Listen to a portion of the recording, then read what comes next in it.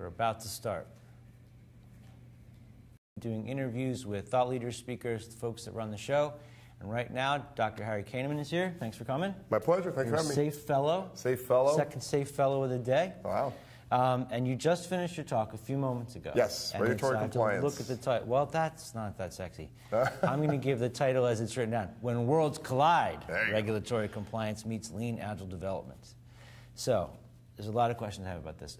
In all the classes that I teach, which are Scrum classes, not safe classes, but I get this a lot. We have all these compliance things. We can't do Agile. It does add some complication. Oh, absolutely, yeah. But how do you recommend people go about trying to solve these problems? What, adding compliance in? Yeah. Yeah, so as we talk about it in the presentation as well in classes is that compliance should just be activities we do as part of regular flow. Okay. Right, so you have stories you do in Agile, and maybe if you're scaling it to safe, like features, at a higher level in increments, and you do those things in increments. So your story really isn't done just because you built the feature. Okay. Right, in the compliance world, I can't just ship my medical device because it has all the features of the medical device. I have to have compliance information, objective evidence, and specifications and tests. So we have to be building not only the features as we go, but the compliance activities as we go. Okay. And historically, in a compliance world, we make those things very large batches, right? We do all the verification validation at the end. We do a big requirement specification up front. Right. And what we advocate is all of it is done continuously. The specifications are built continuously with the system, along with the verification validation type activities. So it sounds like, at a simple level, just including them in your definition of done would be the thing to do, but is that enough? Well, that's one piece. One piece is, you're not done with your story until you have made sure you've done all your requirements traceability, or maybe you've done some automated testing, built that in. But definition is one piece. The other part of compliance, though, is automating some things. We talked about that in the presentation we just got done with.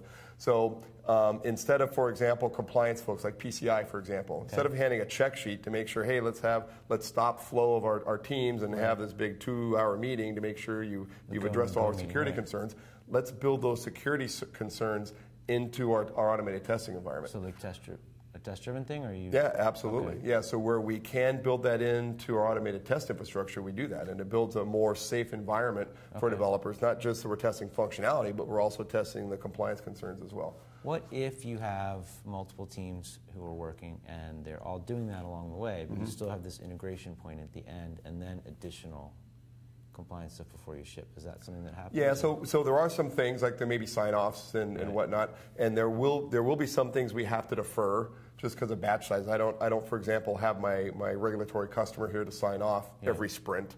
Okay. We don't really want to wait till the end of that. We want faster feedback. So in SAFE, we have a larger cadence than just a sprint. We've got an increment.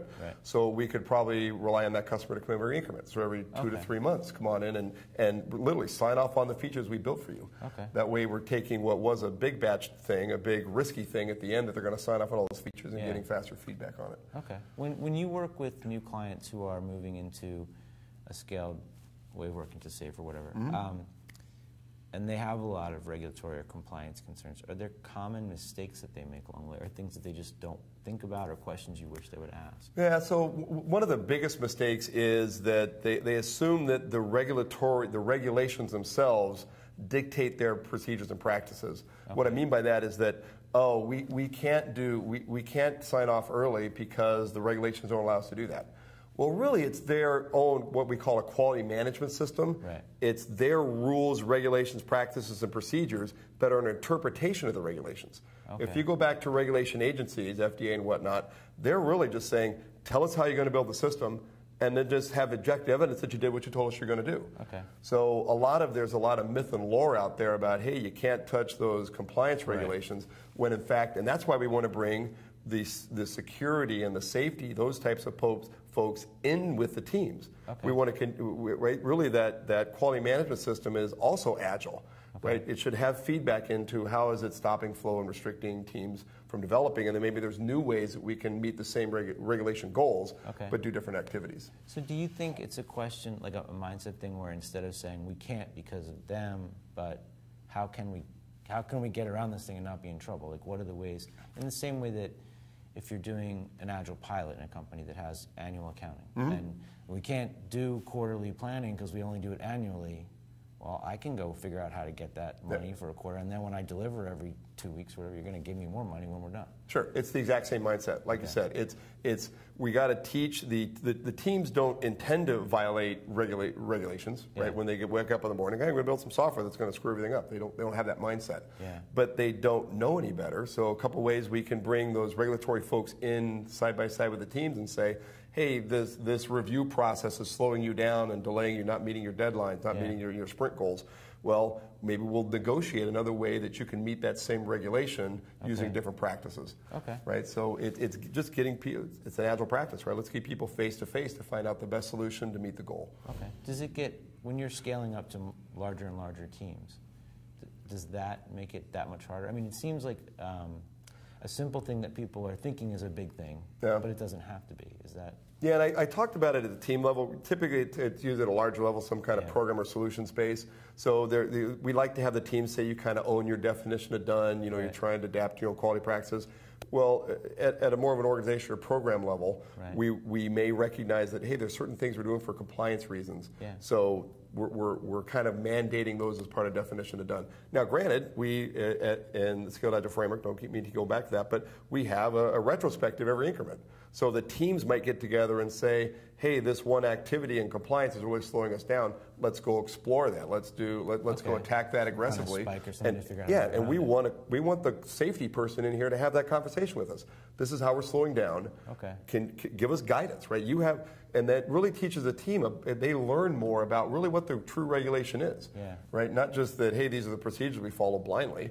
Let's understand the regulation, and together they come up with a better way of working together. So in the same way that feeling comfortable at questioning why are we actually doing this documentation, finding out why we're following this thing, and what do we actually have to do, not what does this person say we've always done? Absolutely. Yeah. Why do we have to have requirements? Well, we need requirements for traceability specification is actually in the FDA spec, and okay, well, what's the minimum thing we can provide that meets that? Yeah. Right? And always kind of challenging, always asking why, right? The 5 whys things. Why are we doing this? Why are we doing this? We want to have that mentality even in the compliance activities. It's really cool because it seems to me like a lot of people, I mean, I was looking at your talk, I'm like, that sounds kind of scary.